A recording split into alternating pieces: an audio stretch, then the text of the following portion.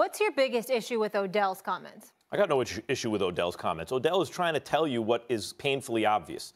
The Giants right now are a backwards organization. And by that, I mean they're looking backward. The problem with the Giants, you can see it. What did I say about Seattle? You can't count them out. Great coach, great quarterback. Pete Carroll's a proven coach, and obviously Russell Wilson's a proven quarterback. Even the Steelers, whatever other problems they have, they got Tomlin, they got Roethlisberger. Obviously, the Patriots, right? By the way, the Chiefs, Andy Reid's proven, right? The Giants are the kind of organization that is bad right now because they have a bad coach and a bad quarterback. And why do they have a bad coach and a bad quarterback, which is really what Odell is saying, basically? Because they hire, and they make hires and decisions based upon what makes them comfortable as a franchise. They are conservative. They are backward-looking. They are not forward-looking. They're not a progressive organization. They're not some, well, who would you hire if not Shermer? Let me tell you who has jobs and who's killing it. Frank Reich has a job. Nagy has a job. McVay has a job. Good organizations don't try to give themselves a certain feeling. They actually do the scouting, and they do the processing in their own brains that say, that coordinator, he can play in the modern NFL. The Giants go, let's find a GM who gives us the right kind of feeling, like an old school GM. They hire that guy. How about a tested coach? Yeah, but he's failed the tests. Forget about going forward. He's failed the tests in the past. He's going to pass the tests going forward. These new ones, we'll hire him. He gives us a good feeling. We'll stay with the quarterback, the veteran. He gives us a good feeling. Who cares what kind of feeling he gives you? Do the work of actual evaluation. Make decisions based on that, and you can go forward. Odell Beckham and Saquon Barkley are obviously ready to win in the NFL, but the coach and the quarterback clearly no longer, the quarterback no longer can. The coach never did. I will tell you that I thought that Odell Beckham Jr. had valid points because 3 members of the Philadelphia Eagles secondary were out. And so if you got 3 members of the secondary out, you're playing against backups. You're Odell Beckham Jr. Find that man. I do understand where he's coming from. The flip side to it is that I think the most egregious thing Shermer did was not getting Saquon Barkley the ball in the second half. That's the most egregious thing. Yesterday, you could make a legitimate argument the Eagles were double and triple teaming Odell Beckham Jr. So guess what? We got Saquon Barkley, who was rushing the football effectively and making things happen. Let's make sure we get him the ball. Make sure we get him the ball in the second half. He doesn't touch the ball 5 times in the second half. That's simply inexcusable. But here's where I have to go away from Odell Beckham Jr., Max, in this regard, and I'll bring this to you, Victor. I like Odell Beckham Jr. a lot. And I don't find anything that he has said in the past, nor at this moment, wrong. But just because you're speaking truth doesn't mean you're right to do it.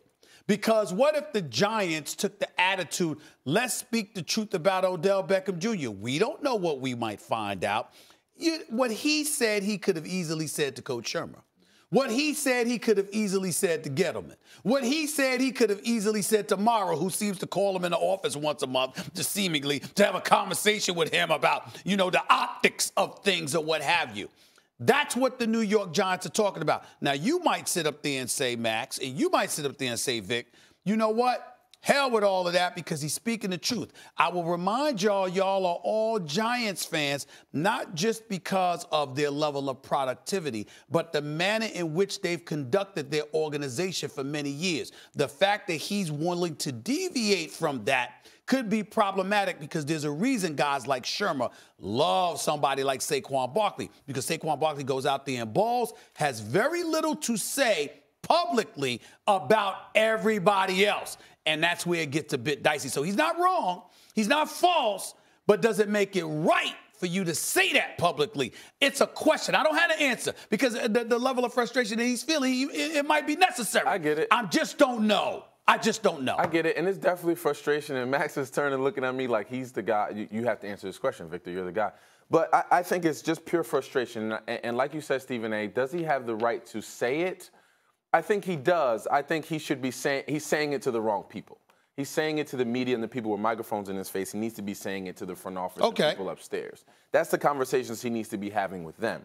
Now, the only thing that I have a problem with, obviously, is the lack of production in the second half. When you have a lead or you're playing almost dominant style football in the first 2 quarters of that game, and then in the second half, you don't give Saquon the ball, 5 touches, that's unacceptable. Look, The reason I bring up a larger issue here about the coaching and the hire of the GM, the hire of the coach, the keeping of the quarterback, is there's a reason that the Giants didn't start an African-American quarterback until last year, Geno Smith, when they benched Eli, right? Okay. Interestingly, and maybe not coincidentally, they had an African-American GM. Now, I thought that was a bad idea because I don't think much of Geno. But I don't think it's actually a racial issue as a racial issue per se. I think it's a racial issue reflecting a basic conservative philosophy about the way they run the organization, which has served them well throughout much of their history, but has also now come back to bite them.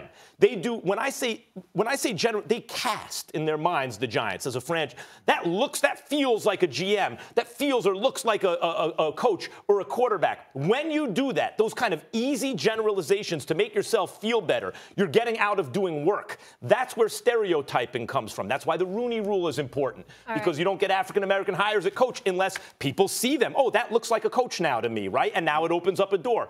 The Giants have to stop taking the easy way out.